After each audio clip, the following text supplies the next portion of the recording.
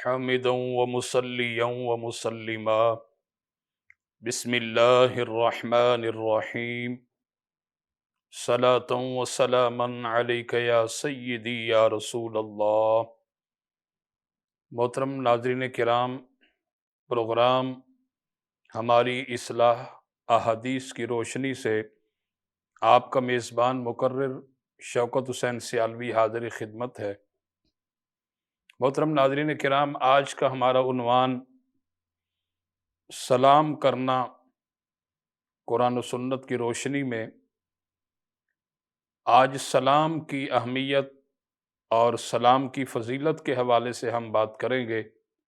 اللہ کریم کی بارگاہ میں دعا ہے کہ اللہ تعالی ہمیں تمام مسلمانوں کو آپس میں ایک دوسرے سے سلام کرنے کی توفیق عطا فرمائے۔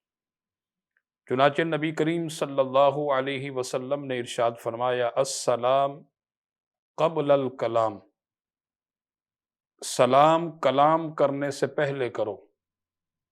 یعنی اس حدیث پاک میں آپ صلی اللہ علیہ وسلم نے ہمیں اس بات کی تعلیم دی۔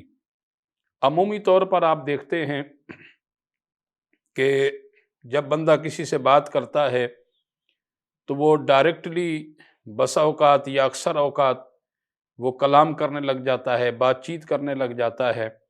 لیکن حدیث پاک کے اندر اللہ کے پیارے نبی صلی اللہ علیہ وسلم نے جو ہمیں تعلیم دی ہے، وہ اس بات کی تعلیم دی ہے کہ کلام کرنے سے پہلے، گفتگو کرنے سے پہلے، بات چیت کرنے سے پہلے آپ سلام کریں اور سلام سے ہی آپ آغاز کریں۔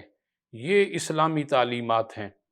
اور اسی طرح حضور علیہ الصلوۃ والسلام نے ارشاد فرمایا دوسری حدیث پاک میں کہ جو سلام کرنے میں پہل کرتا ہے، اللہ تعالیٰ اس سے غرور اور تکبر سے پاک کر دیتا ہے۔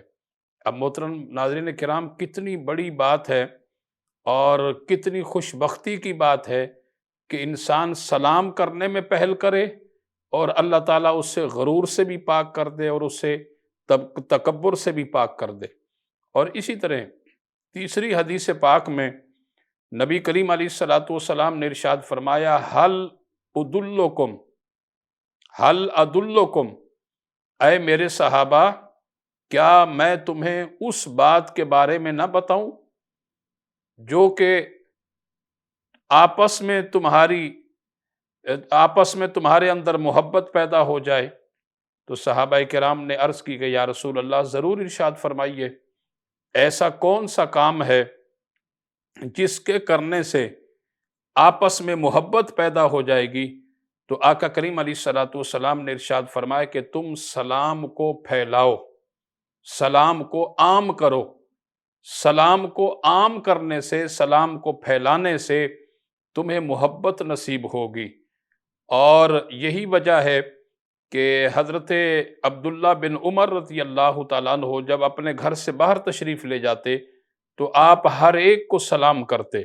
آپ یتیموں کو سلام کرتے، غریبوں کو سلام کرتے، مسکینوں کو سلام کرتے، آنے جانے والے لوگوں کو سلام کرتے، یعنی ہر ایک کو آپ سلام کیا کرتے۔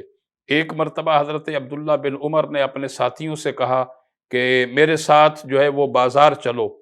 ساتھیوں نے کہا کہ حضرت آپ جب بازار تشریف لے جاتے ہیں وہاں کسی چیز کی آپ خرید و فروخت تو نہیں کرتے، وہاں جا کر آپ ہر ایک کو سلام کرتے رہتے ہیں، جس کو دیکھو آپ اسے سلام کرتے ہیں، جسے دیکھے آپ اسے سلام کرتے ہیں۔ تو جناب حضرت عبداللہ بن عمر فرماتے ہیں کہ میں اپنے گھر سے مطلقاً نکلتا ہی اس نیت اور اس ارادے کے ساتھ ہوں کہ میں باہر جا کر، بازار جا کر مخلوق خدا سے مل کر کے میں انہیں سلام کروں گا۔ تو محترم ناظرین کرام، سلام کی اتنی بڑی فضیلت ہے، اتنی بڑی اہمیت ہے، اور سلام پر اتنا بڑا اجر و ثواب ہے۔ اسی طرح ایک حدیث پاک میں نبی کریم علیہ الصلوۃ والسلام نے ارشاد فرمایا کہ جب دو مسلمان آپس میں ملتے ہیں اور دو مسلمان آپس میں جب سلام کرتے ہیں تو اللہ رب العالمین ان پر 100 رحمتیں نازل فرما دیتا ہے۔ اب اس میں سے جس نے سلام کیا، یعنی جس نے سلام کیا، اس پر اللہ رب العالمین 90 رحمتیں نازل فرماتا ہے، اور جس نے اس سلام کا جواب دیا اس پر اللہ تعالیٰ 10 رحمتیں نازل فرماتا ہے۔ تو اس لیے ہمیں چاہیے کہ جب بھی ہم ایک دوسرے سے کلام کریں، ایک دوسرے سے ملاقات کریں، تو ہمیں سلام سے ہی آغاز کرنا چاہیے۔ اسی طرح ہمیں صحیح طریقے سے جو کہ اسلامی تعلیمات ہیں، ہمیں اس کے مطابق ہی سلام کرنا چاہیے۔ اور سلام کا جو صحیح طریقہ ہے وہ کیا ہے؟ السلام علیکم۔ اور بلکہ میں یہاں اپنے ناظرین کو ایک اور حدیث پاک سنا دوں کہ آقا کریم علیہ الصلوۃ والسلام حضرت عمران رضی اللہ تعالیٰ عنہ صحابی رسول کہتے ہیں کہ دربار رسالت مآب صلی اللہ علیہ وسلم میں ہم موجود تھے، اور ایک شخص حضور کی بارگاہ میں حاضر ہوا اور اس نے آن کر کے سلام کیا، السلام علیکم، اور سرکار نے اسے سلام کا جواب دیا، وعلیکم السلام، اور جواب دینے کے ساتھ ہی حضور نے فرمایا کہ 10۔ وہ بیٹھ گیا وہ شخص۔